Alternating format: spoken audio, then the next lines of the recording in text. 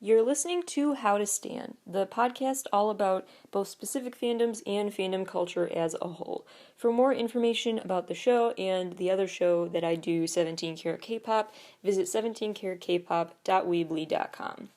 You can also go to 17karatkpop.weebly.com/howtostan for more specific information about this podcast. Enjoy the show.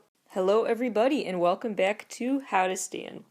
Today on the show, a look at a lot of the fan mail and hate mail that was sent Mark Twain's way throughout his writing career up until his death in 1910. But first, a little background about who Mark Twain was as an author, most well known for The Adventures of Tom Sawyer, but he wrote a lot more books than that. Twain wrote a lot of newspaper columns, often in more less known publications, whoever would publish him.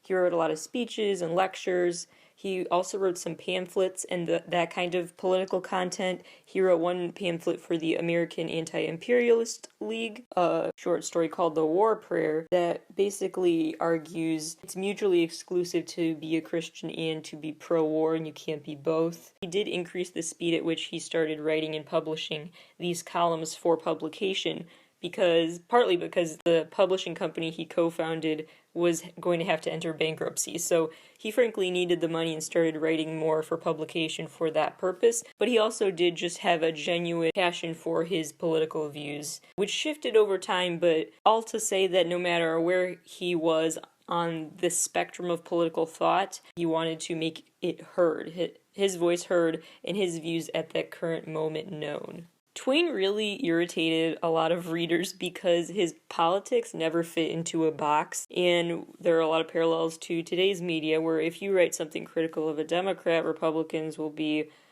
supporting it maybe, and then the Democrats will be offended, or vice versa, as if there's no middle ground and you can't critique someone from either party. So I could go on a whole other rant about U.S. politics and how we need way more than two main political parties, but I digress for now. But Twain was kind of that way in the sense that he wasn't really his views didn't exactly align up in predictable ways, and so when people read an author's work, they tend to want it to have a certain argument against or for something that aligns with the way they thought it should be against or for that. And they had this preconceived notion of how that writer is going to have an opinion about something, and Mark Twain would always not have that opinion people would have expected. That really made people uncomfortable. Mark Twain was very vocally against slavery. He was an abolitionist and a pro-labor union person. However, he was also a staunch capitalist, so he did not support redistributing wealth in a socialist way at all. But he also wanted to fight for labor's individual rights. Similarly, he had these mixed feelings about the government's role in people's lives. He advocated for things like women's suffrage, and for when it came to actual concrete politics, Twain argued against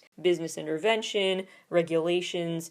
He was very concerned with what is viewed as a traditionally Republican worry about excessive government intervention in individual lives. So he wanted individual freedom and a lack of oversight over making sure that individual freedom can happen. He also wrote at length about some very, very specific issues as well, and not just these broad concepts and strains of thought regarding economic systems and equality and stuff, but he also would write about bullfighting, for example. He wrote A Horse's Tale as a statement against the practice of bullfighting. He also has expressed very, very vocal opposition to the death penalty because he actually witnessed a public hanging himself and wrote about it for the Chicago Republican, condemning the practice and viewing it as just so incredibly barbaric. Today, I want to share with you some of the letters he got, and these are all from a book I will link to on my site. It's called Dear Mark Twain, Letters from His Readers. Starting from 1863, when he started using the pen name Mark Twain, he had a couple pen names actually, until the year of his death in 1910. We actually don't know for sure if Twain had more fan mail than any other author for that time of his life, because a lot of other authors that may have had comparable amounts of fan mail didn't preserve it. Twain held on to everything, and he left little notes on fan letters that he wanted to respond to or just despise. He would write a cheeky response to. But authors like Dickens, for example, Charles Dickens, who was obviously very well known, would go so far as to burn fan mail. He didn't want to hold on to it at all. So we don't have enough records to compare the amount Mark Twain got, but arguably people suspect that he had more fan mail than any other author for his lifetime. The average recorded number of letters Twain was getting every year was approximately 250, but remember, that's just the recorded amount. There could have been even more. And in the last decade of his life, in the 1900s, the highest number of letters he was getting every year was around 589, as opposed to the previous 250 a year. He had become quite a mainstay in newspapers. People would read the latest on Mark Twain, maybe his bankruptcy and other legal and financial woes, things like that. Fun fact, the first recorded letter that was addressed to this pen name Mark Twain was also presumed to have been written by someone using a pen name, Israel Putnam, which possibly that was reference to the Revolutionary War leader of the same name that this fan was writing under. The book intended to compile the widest range of types of fan responses possible and tried to verify identities and provide footnotes about them through census records and things like that, which provides an extra layer of insight into these fans and who is just asking for an autograph, for example, versus who is a genuine fan of his work and just wanted to thank him for it. The first category of fan mail we're going to look at are the actual just requests for autographs from Twain. Sometimes veiled in compliments, but at the end of the letter the fan says, by the way, can I have an autograph? But sometimes it was just upfront, hey, can you give me an autograph?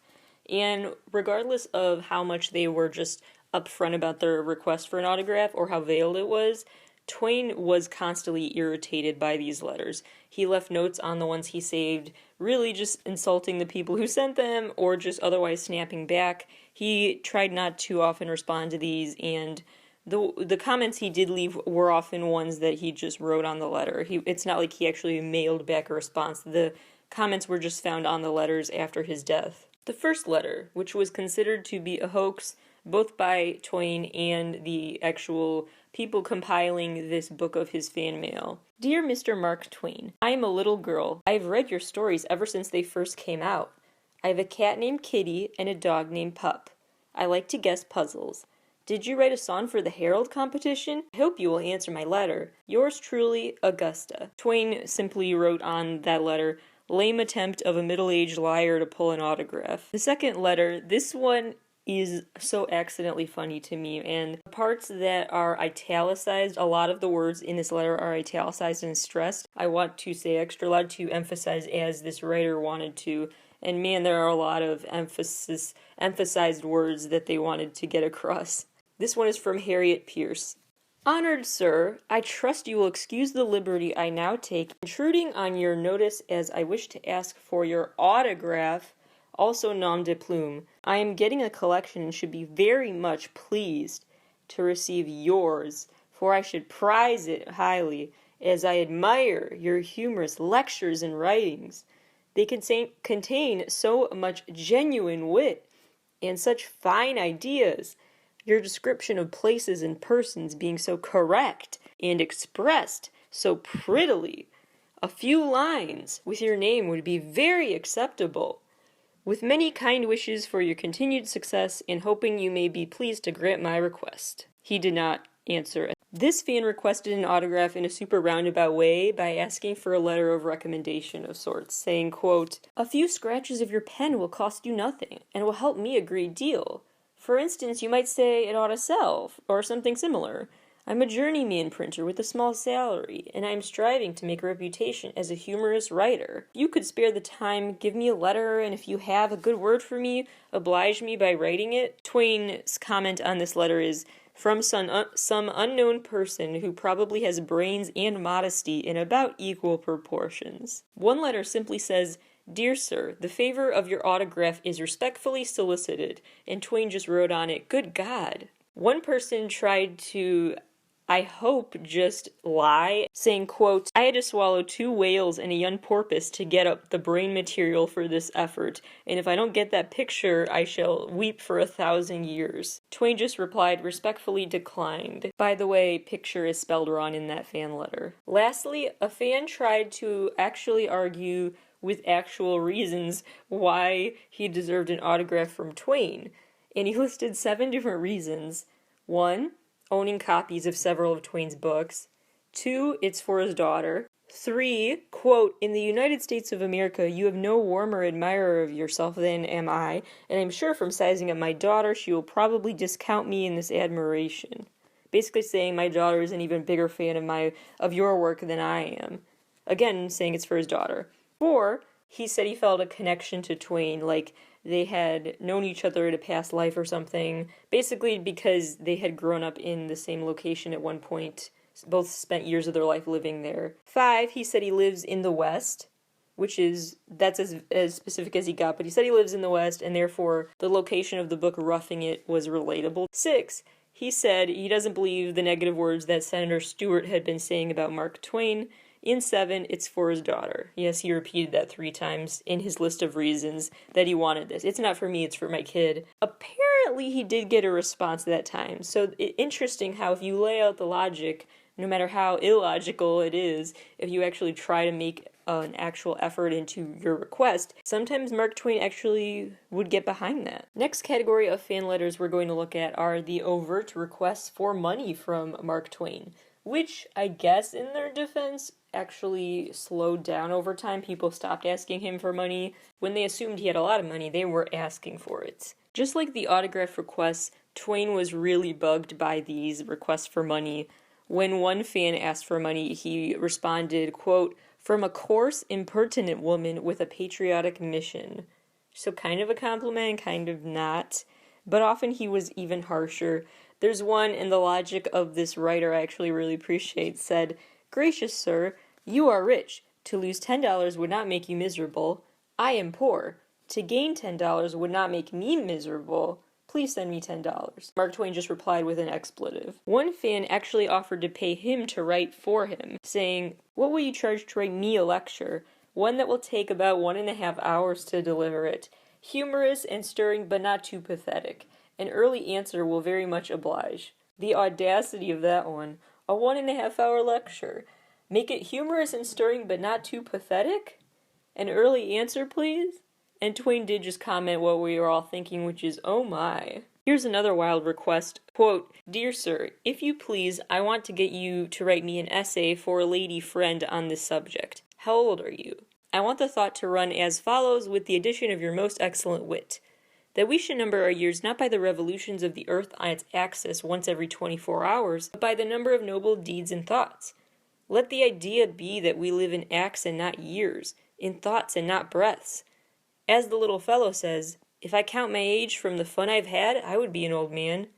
Please, let it be a mingling of sensible, sound thought and your good wit and humor. Of course I cannot and would never try to dictate. You know what I want, and of course you will fix it up all right.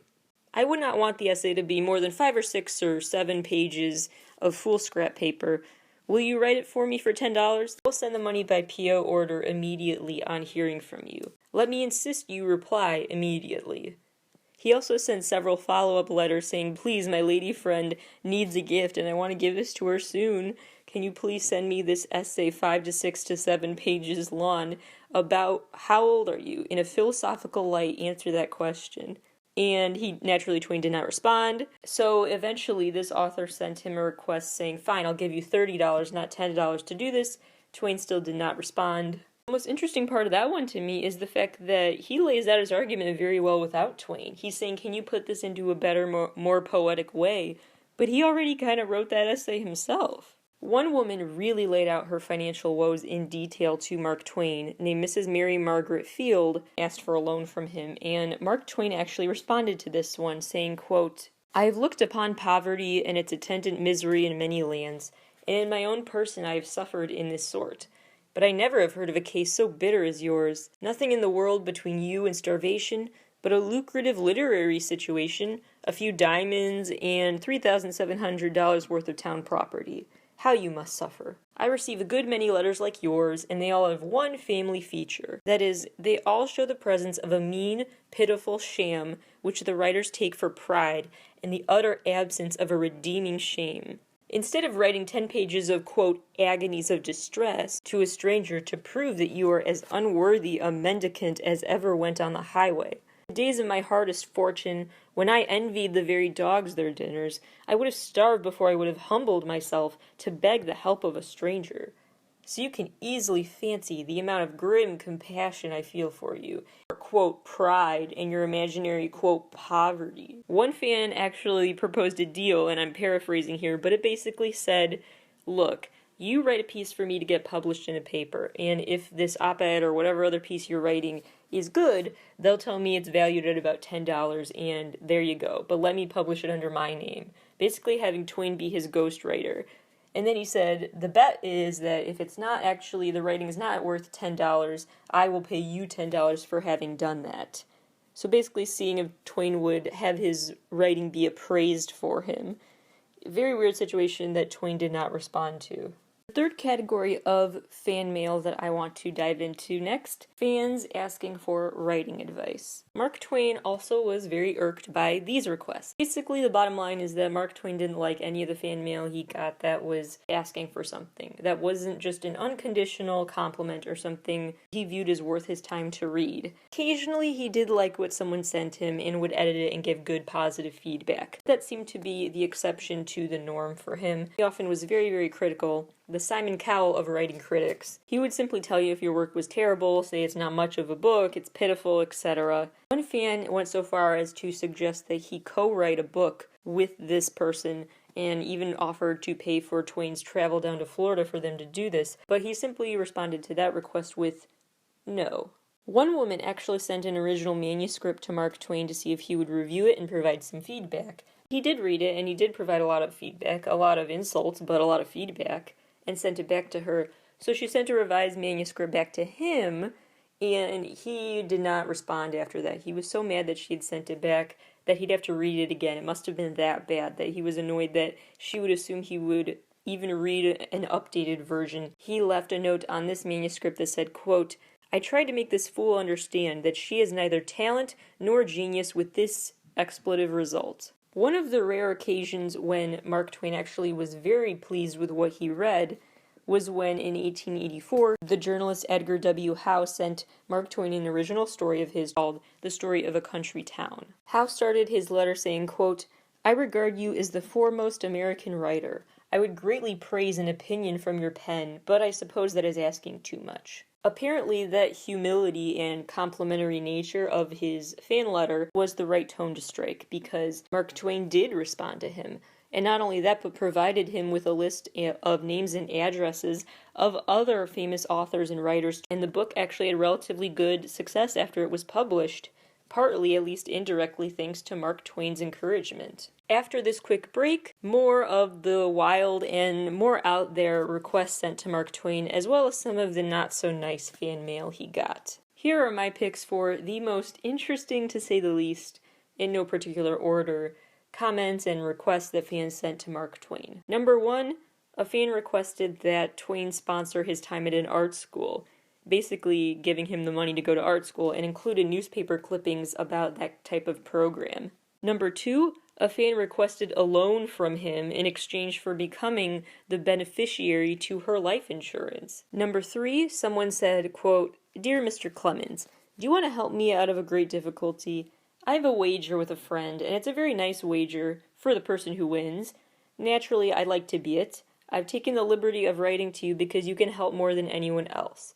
The wager is this. I say that you are the wittiest person of the age, and my friend says he knows of someone who is just as witty.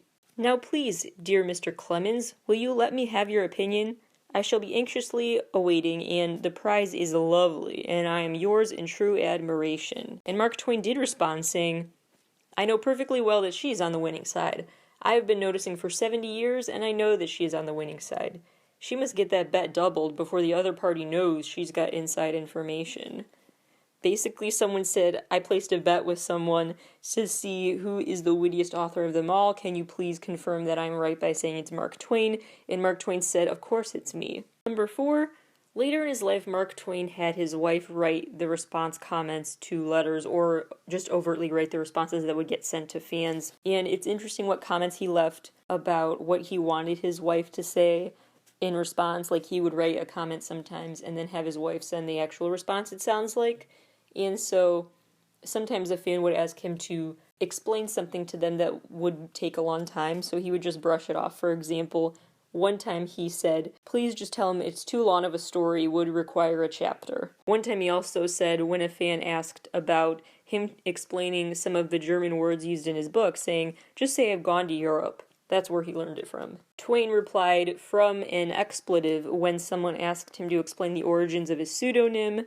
He often just had no time for a lot of this BS in his mind. Number 7, one fan had the audacity to, over time, change the tone of his letters to be more desperate. Started out asking for Twain to help promote his own writing, and then suddenly it ended up escalating to asking if he could be hired as Twain's private secretary. Over a dozen letters this fan sent to Twain over time, and each one seemed to annoy him further and further. Number 8, one fan requested to use his pseudonym Colonel Sellers from the book The Gilded Age, and Mark Twain actually gave the fan over to permission to use that pseudonym. Mark Twain was interesting that way. Very proud of his work and sticking to his guns about stuff, while also being totally fine if someone else seemed to take credit for those thoughts by using his name. Lastly, I want to share this one. It's a bit long, so I'll skip around a little as I quote it, but it is just really interesting because it comes from two girls who, they're twin sisters, and they're requesting a lot of Mark Twain, and they threw in like every type of form of persuasion into this single letter. And Mark Twain's response was just so short and sweet. Not sweet, but you know what I mean. That it's really interesting, the juxtaposition here. So here are parts of it. Dear sir, we are two sin twisters. And then there's a parentheses where they say we actually meant to write twin sisters, but they included that in there too. It gets your attention as a starting sentence, so there's something. Of Cape Cod, have lived here all our lives with a few interruptions. We never went to a big city, never saw a publisher, are afraid of big cities and publishers. But something happened in this locality a while ago that we have written into a book and want dreadfully to publish, so we want to know if you will let us send you the manuscript, and read it and approve it and send it to that unknown animal, the publisher, and tell him to put it in print. We should not know what to say to one. We should feel as scared as you did the night of your first lecture, as described in Roughing It. Now we haven't anyone to laugh for us unless you will laugh, and we haven't anyone to pound our genius into the publisher's brain. We humbly implore your pardon, and on bended knees and awful big tears beseech you to answer by return mail. We read Rough It all last winter, wept each time we came to the end. If you had only kept on writing more of it, it would have been the best book in the world. It beat Dickens' work all holler. Will you have the kind-heartedness and disinterestedness to ask Mr. Bret Harte if he will send us his parody on the May Queen as we lent our copy to Auntie Carver and she's lost it? It's so tremendously pathetic, we cannot possibly live without it, and we should admire a copy of The Gilded Age, but I don't know if the publishers give you an extra one. Do they? Don't forget to answer. So first they start out by saying, here's the situation. We need help publishing our book, but we live in a small town. We don't know how that publishing industry works. They call it this unknown animal, and they don't know how to confront it. So they're like, can you put in a good word for us? Then they move on to finding a personal connection to get him to feel empathy, saying, we feel like you did in that lecture you wrote about in Roughing It. Although, side note, that was actually a dramatized lecture. Twain admitted that much, that he actually hadn't actually fully gone through the lecture as written about. He had dramatized it for the book. But anyway, then they express some confidence, but then they show humility by saying we have no one to laugh at our work, and they are literally saying we're on bended knees begging you to help us. Then they try to use flattery by saying, you beat Dickens' work so much. Then they randomly throw in a request to get a different copy of a book that they lost of his, and then they end with taking it back a little and saying, we've asked for too much, we're sorry to impose, you probably don't even have an extra copy of your own book. I don't think publishers do that for authors. And then they end by just saying, don't forget to answer. Mark Twain did not forget to answer, but he answered with simply one word.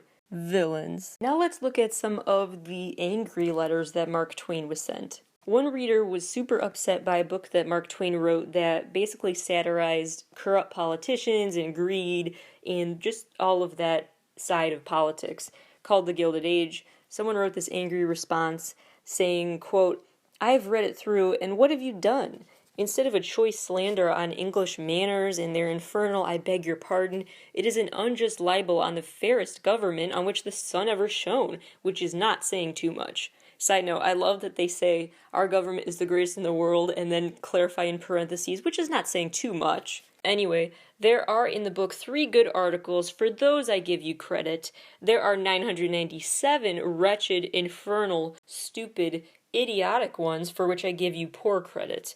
The rest of the book was manufactured by a carpenter. One reader, in response to Mark Twain's newspaper sketch called How I Edited an Agricultural Paper Once, which was basically a critique of the Indiana governor at the time, Joseph A. Wright, who, long story short, said a lot of things that raised eyebrows, like how he argued certain ways that sheep can breed better. It's a long story. But anyway, Mark Twain was critical of Joseph A. Wright and satirized him in this newspaper sketch.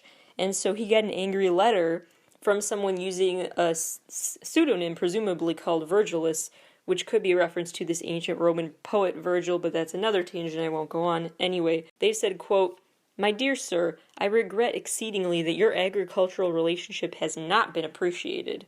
Other laborers in that field have met with the same ingratitude from an ignorant community. Some years ago, one of the governors of Indiana devoted himself to the improvement of the stock in that benighted state shortly before a general election. Would you believe it? The prejudices of the people were such that he lost his re-election." Basically saying, back off, and anyone who's against him is, prejudice, isn't seeing the real him. One reader was outraged over something Mark Twain had wrote for an editorial in Galaxy magazine. This was Twain's regular column called Hogwash. And one edition of Hogwash really upset this fan, so Mark Twain, in response to the letter, labeled it as, quote, "miracle of pointless imbecility and bathos, competition as the sickliest specimen of sham sentimentality that exists." There were times, actually, where Mark Twain didn't get very offended by criticism and actually would play along with it. He was willing to accept criticism that he found very valid. And he did find some criticism valid, like when he created these so-called self-pasting scrapbooks that still had glue in them, apparently, because a pastor wrote to him complaining that, "I have a lecture to give tomorrow and I don't know if I'll free my hand in time because my hand got stuck in the book." Mark's reply was, quote, "Shh, don't say a word. Let the others get stuck. I'll tell you privately to use a wet rag or brush, but let us leave the others to get into trouble with their fingers. And they will abuse the scrapbook everywhere, and straightaway everybody will buy one to give to his enemy, and that will make a great sale for the inventor, who will go to Europe and have a good time." Which is a really nice formal way for Mark Twain to basically say, here's an idea, I'll tell you how to get your hand unstuck, but don't tell anyone else, and let's just watch all your enemies. He's telling this to a pastor, let's watch all of your enemies get their hands stuck, and then it'll become like the new trend to buy your enemy a book that their hand will get stuck in, and I'll make so much money off of my book that I will be able to vacation in Europe. Just a few more examples of the letters Twain did not like getting, and then we will get to some that he actually did like getting, because there were some, I promise. Twain was not exactly mad, but very confused that a lot of people would write to him saying that they felt like they knew him literally, like they had grown up with him, or they probably met before, or they would recount sometimes even detailed stories about how they knew him. In 1906, Twain actually made a public comment about how at least a dozen fan letters a year came from people claiming they knew him when he was younger, and he had no memory of meeting any of them ever. One fan who claimed to know Mark Twain on a deep level, or felt like they did, and like they were kindred spirits in a way, said things like, "I can relate to you, I feel your pain, I too was an orphan," and saying stuff like that. The only problem being that Mark Twain wasn't an orphan. And this so-called fan also said things like, "I hope your sons and daughters are doing well." Mark Twain only had daughters. He had a son who died in infancy, but the way it was worded with sons plural in this letter indicates that this person knew nothing about Mark Twain's personal life, which was kind of public knowledge. Like I've said before, he was written about a lot in the papers. It wasn't like he was just an unknown with his private life. So anyway, a lot of people claim to be Mark Twain fans who didn't seem to know much about him, and so then their motives for why they wanted someone famous to acknowledge them seem less genuine. But there were a lot of genuine fans of his work, and so now let's turn our attention to those. In a response to a note from a 14-year-old girl wishing him happy birthday and saying Tom Sawyer is super nice, Twain confessed, "I am Tom Sawyer," as if it was a big revelation. So he would have cheeky, playful responses sometimes like that too. It wasn't all serious and insulting. Twain once said, quote, "I never could tell a lie that anybody would doubt, nor a truth that anybody would believe." He was constantly saying stuff like that, basically winking at the thought of, oh, I don't know, is this story true? Is it based in truth, or is it all just part of my imagination? And playing with that thought of what's real and what's not. One fan sent him a letter suggesting that he keep it clear because the fan was getting confused about which elements were true. Fans suggested maybe italicize the parts of the book that are references to the real world, and then don't italicize the other parts, or vice versa. But Twain would never do that, and he simply replied, or at least included a comment on this letter saying, haha, I captured another idiot. Fans would prank him back sometimes. One time, a group of Mark Twain fans all conspired to mail him letters at the same time, aimed to arrive on April Fool's Day. And then they all carried a message saying basically, I heard so-and-so might be messaging you today, and so-and-so, and so-and-so, so might as well join the bandwagon and request an autograph. So they all found a very clever way to get his attention and request autographs as a collective. Like, might as well fill out one for me too if you're also doing it for all these other people that just sent you letters. One of the most telling and summative remarks that Mark Twain had to a letter he got that really just sums up what letters he actually wanted to get and what annoyed him about some of his mail. Quote, I am thankful to say that such letters as yours do come, as you have divined, with a happy frequency. They refresh my life. They give it value. Like yours, they are always welcome, and I am always grateful for. Another very telling response came after this letter. The fan said, quote, Dear Sir, apropos of your very entertaining little book, the following true story fits well.